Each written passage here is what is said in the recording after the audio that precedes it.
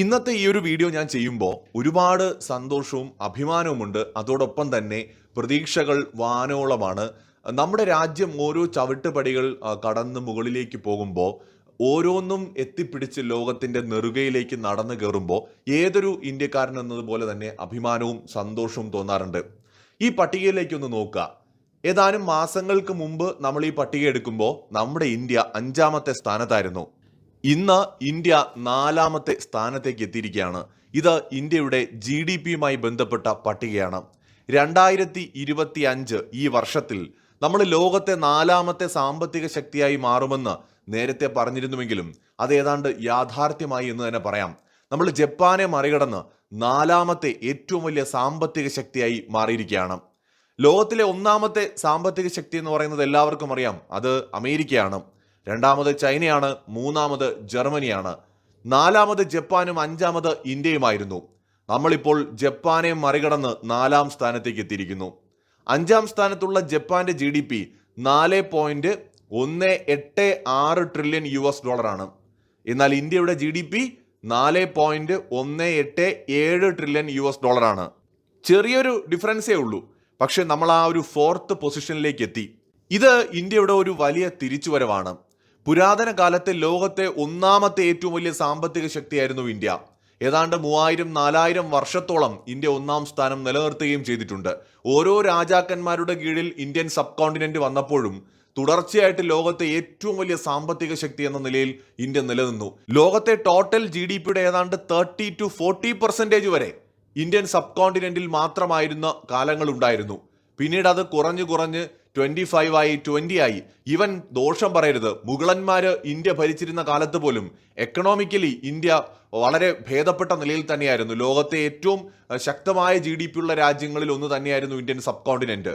പക്ഷെ ബ്രിട്ടീഷുകാരുടെ വരവോടെയാണ് ഇന്ത്യ സാമ്പത്തികമായി തകർന്ന് തരിപ്പണമായത്.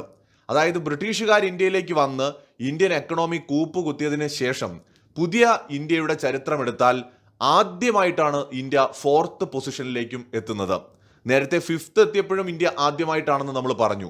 ഇപ്പോൾ 4th എത്തുന്നതും ആദ്യമായിട്ടാണ്.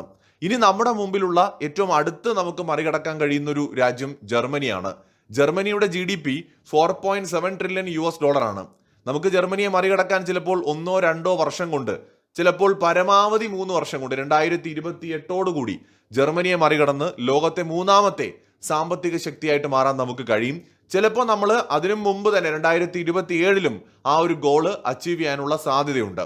ചൈനയെ മറികടക്കാൻ നമ്മൾ പിന്നെയും കാത്തിരിക്കേണ്ടി വരും. കാരണം നമ്മളെക്കാൾ വളരെ മുമ്പിലാണ് ചൈന ഇപ്പോൾ GDPയിൽ നിൽക്കുന്നത്. അമേരിക്കയെ മറികടക്കാൻ പിന്നെയും നമുക്ക് ഒരുപാട് കാലം വേണ്ടി വരും. പക്ഷേ ഈ നൂറ്റാണ്ടിൽ ഇന്ത്യ ചിലപ്പോൾ ലോകത്തെ അമ്പരപ്പിച്ചുകൊണ്ട് 1ാമത്തെ ഏറ്റവും വലിയ സാമ്പത്തിക ശക്തിയായി മാറാനുള്ള എല്ലാ സാധ്യതയും കാണുന്നുണ്ട്. 2047 ഇന്ത്യക്ക് 2ാമത് എത്താൻ പറ്റുമോ എന്ന് നമുക്കറിയില്ല. ചൈനയെ മറികടന്നുകൊണ്ട് ലോകത്ത് എന്തൊക്കെ സംഭവിക്കുന്നു എന്ന് നമുക്ക് മുൻകൂട്ടി കാണാൻ കഴിയില്ല. പക്ഷെ ഒന്നുറപ്പാണ്, ഇന്ത്യയുടെ സാധ്യതകൾ വളരെ വലുതാണ്. ചിലപ്പോൾ അത്ഭുതങ്ങൾ സംഭവിച്ചേക്കാം. ചൈനീസ് GDPയെയും എക്കണോമിയും പോലും മറികടന്നുകൊണ്ട് ലോകത്തെ 2ാമത്തെയോ 1ാമത്തെയോ പോലും സാമ്പത്തിക ശക്തിയായിട്ട് ഭാവിയിൽ ഇന്ത്യ മാറിക്കൂടാ എന്നൊന്നും നമുക്ക് പറയാൻ പറ്റില്ല. കാരണം ഇന്നത്തെ ഇന്ത്യയുടെ ഒരു എക്കണോമിക് ഗ്രോത്ത് അതാണ് സൂചിപ്പിക്കുന്നത്. പിന്നെ ഞാൻ വീഡിയോയിൽ നേരത്തെ പറഞ്ഞു, പുരാതന കാലത്ത് ഇന്ത്യ ഏറ്റവും അധികം സാമ്പത്തികമായി ശക്തമായിരുന്നു. അതിന്റെ കാരണം പുരാതന കാലഘട്ടത്തിൽ ട്രേഡുമായി ബന്ധപ്പെട്ട് അതിന്റെ സെന്റർ എന്ന് പറയുന്നത് ഇന്ത്യ ആയിരുന്നു.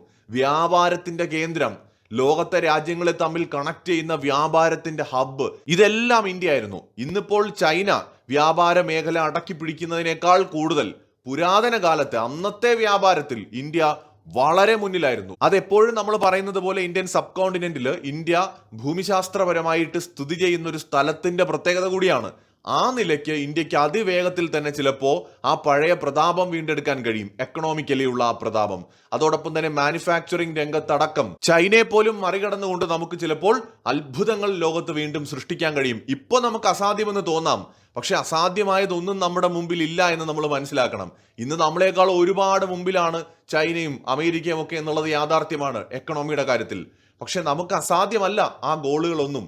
തീർച്ചയായിട്ടും നമ്മൾ പടിപ്പടിയായിട്ട് ലോകത്തെ ഏറ്റവും വലിയ സാമ്പത്തിക ശക്തിയായിട്ട് ഭാവിയിൽ മാറുക തന്നെ ചെയ്യും. വളരെ സന്തോഷമുണ്ട് ഇന്ത്യ ലോകത്തെ 4ാമത്തെ എക്കണോമിക് പവറായിട്ട് മാറിയെന്നതിൽ. മറ്റൊരു വീഡിയോയുമായി വീണ്ടും വരാം.